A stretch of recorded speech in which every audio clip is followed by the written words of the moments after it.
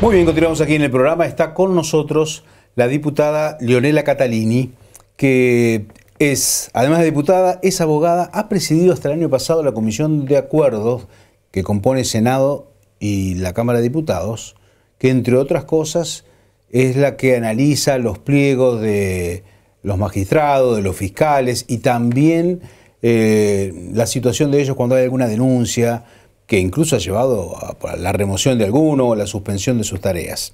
Y está con nosotros esta noche. Diputada, bienvenida al programa, gracias por estar con nosotros. Buenas noches, gracias por invitarme. Bueno, hay un proyecto de su autoría que ha presentado en los últimos días, muy interesante con respecto a lo que tenemos hasta ahora, y me gustaría saber básicamente en qué consiste, porque usted está promoviendo que los denunciantes puedan conocer qué pasa con las causas. ¿Es así?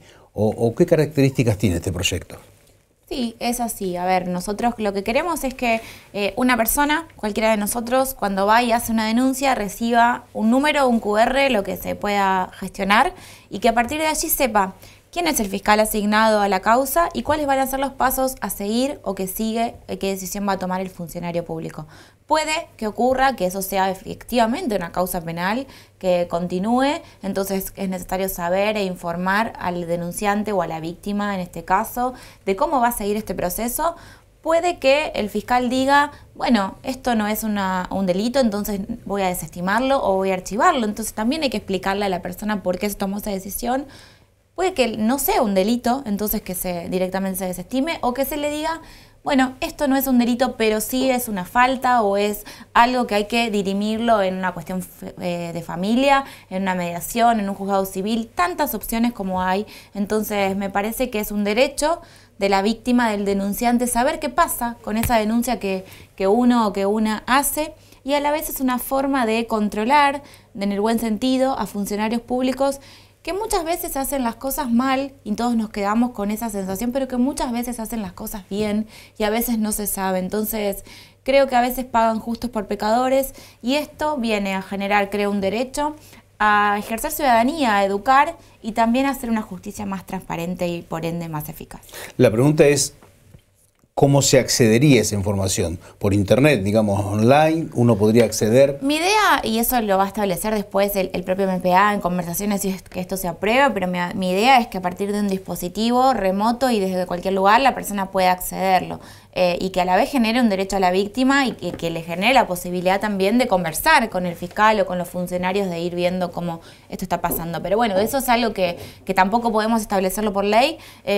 Por ley se va a establecer el derecho, las facultades y demás, y después cuando se aplique se determinará, pero creo que hoy la tecnología nos brinda muchas posibilidades y muchas facilidades para hacer que esto sea rápido y sencillo.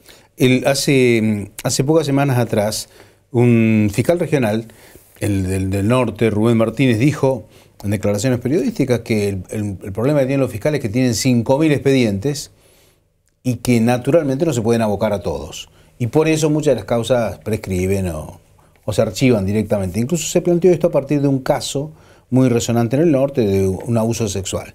Pero él decía que en este caso las víctimas no iban a preguntar por la causa, por lo tanto la causa no se movía.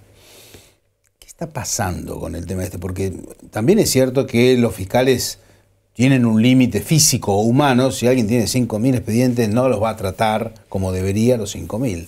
Pero, y en que en muchos casos las víctimas van y hacen o esperas largas horas, y tampoco el fiscal puede atender a todos los denunciantes porque no tendría tiempo para abocarse a las causas. ¿Cómo se puede mediar entre esto? La verdad es que no concuerdo con las declaraciones, si es que así fueron, no lo escuché. De hecho, veo que tenés ahí el informe. El informe de la fiscal donde general. La fiscal general fue clara en el informe, y lo que estableció es que están justamente generando un nuevo sistema para ver cuáles son, de todas las denuncias que entran al MPA, lo decía yo recién, cuáles son casos y cuáles no son casos. Porque esto hay que reiterarlo. Todos nosotros a veces denunciamos cosas que no son delitos.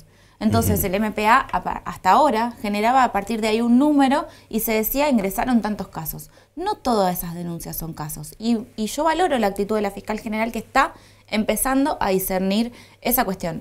Eso no significa que los fiscales no tengan mucho trabajo, por supuesto que lo tienen, y por supuesto que coincido con que hay que ampliar la planta de trabajadores del MPA y también ampliar la planta de trabajadores, de empleados que tiene cada fiscal. Ahora, hay que discernir cuáles son los casos que efectivamente son delitos y cuáles no, que ingresan al MPA y que quizás hacen número, pero que no requieren una investigación penal. Y asimismo, dentro de los que sí son delitos, hay prioridades de política criminal que están muy claras ahí y que habla de combatir la violencia altamente lesiva, de combatir todos aquellos delitos como prioridad. Hay que combatir todos, pero cada región tiene una particularidad. Entonces, hay ahí explicitado por parte de la fiscal general cuáles son aquellos casos que tienen una prioridad súper especial. Y por supuesto que dentro de allí están los casos de abuso sexual y de violencia de género que cualquier fiscal que le toca debería priorizar sin esperar que ninguna víctima vaya a reclamar que eso se impulse. Ahora, y usted ha presidido la Comisión de Acuerdos y de hecho es abogada de profesión también. ¿Y cuál es la mirada sobre los fiscales en general? A pesar de que hay particularidades, no son similares en la situación de Rosario con el resto de la provincia, pero sobre la actuación de los fiscales en general. No puedo yo dar una mirada en general sobre las fiscales porque me parece que sería quizás injusto. Yo lo que puedo decir es que soy una gran defensora del Ministerio Público de la Acusación, del sistema nuevo, del sistema que ya tiene 10 años, no es tan nuevo, de la reforma del sistema procesal penal, que lo que tiene de bueno este sistema es que ahora las cosas se hablan y se ven, y eso es sano. Entonces, todo sistema es perfectible, en todos los lugares hay personas que funcionan mejor y otras peor, todos tenemos errores, pero lo bueno de esto es que hay un sistema que lo hace público y que permite sanearse. Entonces, me parece que hay fiscales que quizás trabajan mejor, otros peor, no lo sé, no me gusta hablar en general, me parece que tenemos la obligación de ser concretos a la hora de evaluar y que hay un sistema que hoy funciona, nos guste o no como está escrita la ley, hay un auditor que recibe y que hace investigaciones, que tiene posibilidad de llevar un proceso de investigación para los fiscales cuando las faltas podrían ser menores a 60 días. Luego interviene la Comisión de Acuerdos para aquellos casos que son mayores a 60 días.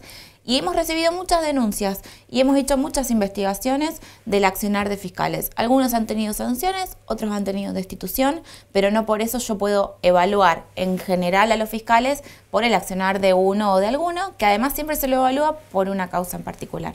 En el caso de algunos fiscales que han sido casos notorios, siempre llega el momento donde ellos cuestionan que sea el ámbito legislativo el que los sienta en el banquillo de los acusados y no y que ellos, de hecho, bueno, han llegado hasta la corte esto. ¿Cuál es la mirada suya? Yo también lo cuestiono. Ajá. Lo coincido y de hecho soy autora de un proyecto de ley para reformar ese sistema porque considero que aquí hay que reformarlo, que la legislatura no es su competencia natural, no es evaluar la conducta de los fiscales. Sí creo que los fiscales regionales, que el auditor, que la fiscal general en este caso, es un cargo de conducción política criminal en este caso, que por ende sí le correspondería a la legislatura y mi proyecto eso es lo que plantea, separar el accionar de los fiscales de grado de las autoridades del MPA, que las autoridades queden en la legislatura y que para lo otro se designe un tribunal mixto donde sí haya legisladores, pero también haya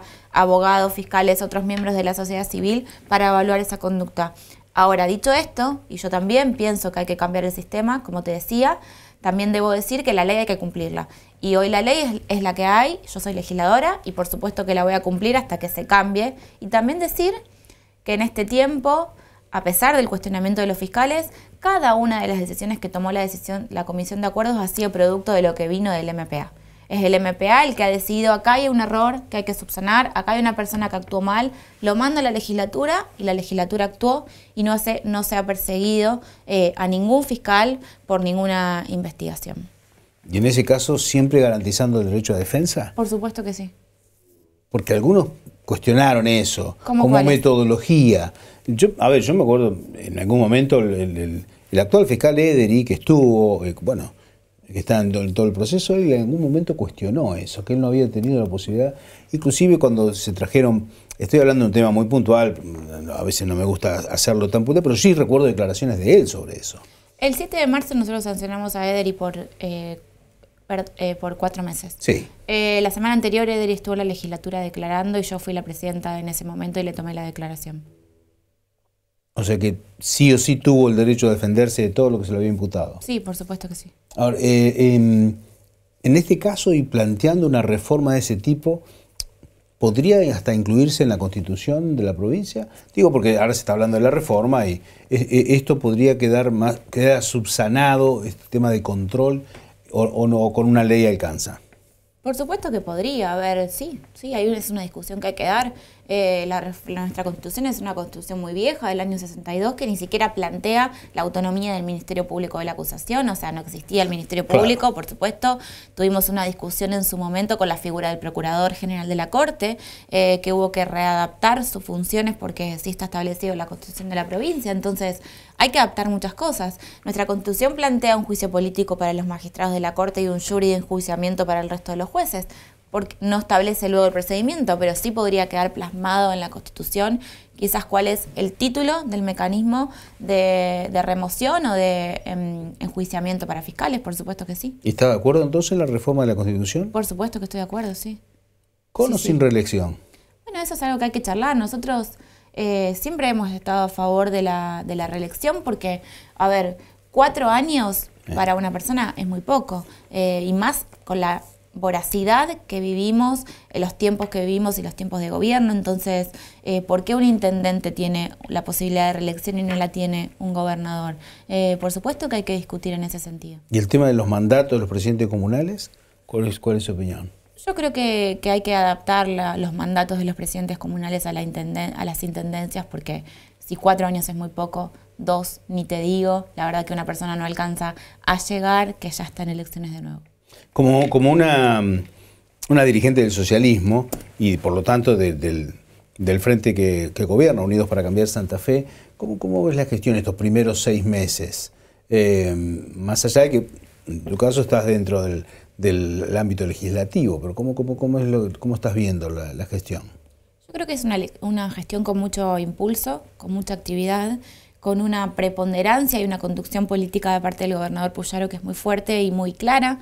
En ese sentido, con una vocación de diálogo, de escucha no solo a los actores políticos, sino fundamentalmente a los actores de la sociedad y con una defensa de Santa Fe y una necesidad de que Santa Fe se integre primero a la región centro, también al país y que sea escuchada como un motor del país que es toda la región y nuestra provincia. Entonces veo también un afán del gobernador de instalar los temas productivos, los temas educativos, cosa que compartimos de parte de la provincia y eso en la nación. Entonces veo que hay un gobernador que tiene un equipo, que se ha puesto al hombro ese equipo y esa gestión y que está mostrándose muy activo a diferencia de lo que veníamos acostumbrados en el último tiempo en la provincia. ¿Y qué sentís cuando escuchás al presidente? Porque si hay algún sector que ataca permanentemente al presidente Milei es al socialismo. Y vos sos dirigente del socialismo. ¿Qué sentís? Tristeza. ¿Tristeza? Sí, porque me parece que el presidente está perdiendo una oportunidad. No por el socialismo, no hablo del socialismo. Creo que es un presidente que llegó interpelando a una sociedad que estaba cansada de la política y está haciendo lo mismo que dijo que no iba a hacer, que era fomentar la división en los argentinos, que era, algunas cuestiones de campaña y sobre todo hablar mucho, hablar mal de la gente, dividir, insultar al que piensa distinto. Eso no suma en el momento en el que vivimos. Ya vivimos muchos enfrentamientos que el presidente dijo que eso era la mala política. Bueno, si queremos hacer algo distinto hay que hacer las cosas distinto y entender que para que exista una sociedad como la Argentina hay muchos que pensamos muy distintos. Y si no lo aceptamos es porque tenemos un tinte quizás autoritario. Y eso es lo que supuestamente el presidente combatía del kirchnerismo. O sea, combatía que el kirchnerismo decía, los que piensan contrario a mí no son el pueblo, los que piensan contrario a mí están en contra del pueblo. Eso no es así. Eso no es así. Entonces, si queremos una sociedad distinta, bueno, escuchemos a todos, porque todos conformamos la sociedad argentina. Diputada, muchísimas gracias por su tiempo. No, gracias a usted.